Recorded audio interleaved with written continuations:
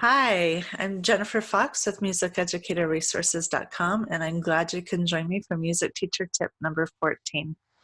So it is spring recital week for my studio. Our recital is on Saturday. So what I do for our spring recital is I have rehearsals. I don't do this for my other performance events. My other performance events are a little bit more relaxed. They're held in my home, where this one is held at a venue that has a stage, and I want to go through the process of getting on and off the stage and bowing and all that kind of stuff that um, there's no stage at my home, so they don't have to worry about that here. Things like that. So it's just a different environment, and sometimes it's a little bit scarier because of the stage. So I like to just have that special rehearsal. So I thought I would go ahead and show you an inside look of how I run my rehearsals. So one of the first things I like to do with my students is I have actually go through the performance order with them. I let them know where they are in the program. So I actually tell them the number they are, so they kind of know if they're at the beginning or the middle or the end, and I tell them who they're sitting next to. So if they know the student, they get excited about it, and if they don't know the student, then I get them excited about it. Oh, you're sitting by so and so, they're really nice. That kind of thing. And if I see a potential problem with whoever they're sitting by, then I'll kind of give them a little warning. Okay, I expect good behavior.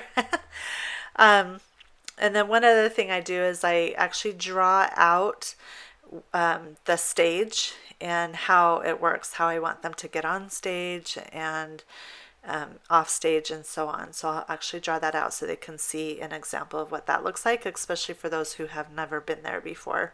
Of course, I'll go through how to sit, make sure they adjust their bench first because the student before them might be shorter or taller. We'll go through how to think through their piece before they actually begin, and why that's important. I liken it like when we're nervous, our metronome is our heartbeat. And it's probably going a million miles an hour because we're nervous, and so it's important to take the time to actually think through our tempo and also to find our starting position. And then after they're done performing, hands go on the lap before they stand, and they stand up and take a nice bow. And don't forget to smile. And then they go off stage. So this is also the time that I go through other performance tips, things like if they make a mistake, just keep going, or if it's like a big maybe a memory gap or it's just a disaster, to find those sections that they can hop back to, or when it's appropriate to start completely over. I tell my students the time that you are allowed to just start completely over is if you found yourself starting in the completely wrong position. I actually had a student do this last year, and I didn't mention that, and she played her whole piece in the whole wrong position, and it wasn't just a transposed version. It was a disaster, and so I wish I would have said it's okay to start over if you notice that you are just not starting right in the first place. So just start over. But so we'll go through different scenarios that could happen, and what to do with those. And then of course, if they make a mistake, don't grimace, don't show it, just keep moving along like nothing happened. One of the best things I ever did when it comes to my spring recital is I created what I call a hot seat. And a hot seat is at the edge of the stage. It's actually, our particular stage has stairs going up to get on the stage, and then of course stairs going down on the opposite side.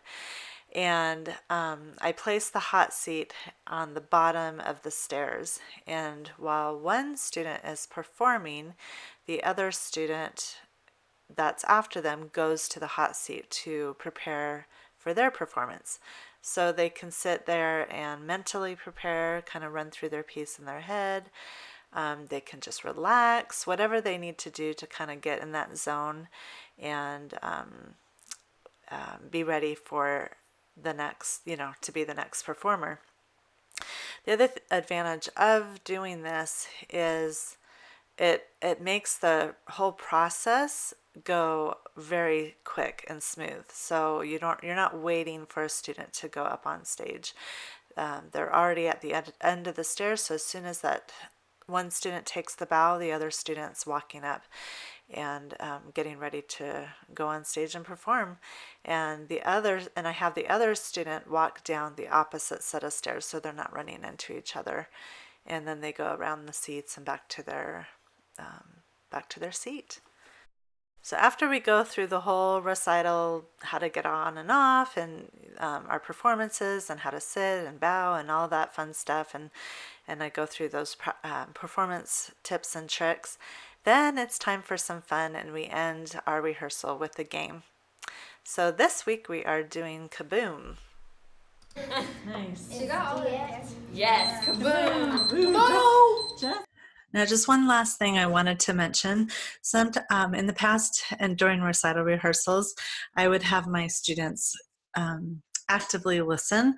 And a couple ways I would have them do that is I would hand out practice praises, which are these little things like this one says you are amazing or bravo, you're a superstar. Sometimes I would fill these out as well. And so I'd have my students pick a practice praise and then write a little message to the student that's playing while they're listening. And then at the end, I did this last year and it worked out really well. And at the end, they got all their little praises that they could go home with and kind of uplift them before they actually play at the recital. And another thing I like to do is sometimes I'll have them evaluate each other. And so this year it was our superhero theme, so we had these cards that they're listening to each other's performances and seeing how they do and what stood out for them in their performance. And then I have these just plain ones that they could circle and kind of give them, some feedback in that way as well. Now I do what I call mastermind lessons during the semester, and so I have them do that more during the masterminds when we do mastermind lessons. So, and if you want to learn more about mastermind lessons, you can go to my blog and just type in mastermind in the search bar and you should be able to find a blog post on that. I just have to mention, I am wearing my music, let's see, stand up a little bit. Music is my superpower t-shirt. As you know, running recitals and concerts and different performance events, we truly are superheroes, super music teachers, because it takes a lot of work. There's a lot of behind the scenes that goes into it. And so when we can make the process a lot smoother, things go just a lot better and a little bit less stressful, especially on the day that you have your event. You just want to make things just run smooth, and so everybody enjoys it as well as you do. So if you have a recital that is coming up, or a concert or other performance event in any way, good luck. You are a superhero for putting that on, because it's definitely not an easy thing to do. And I wish you the absolute best. Happy teaching. Bye.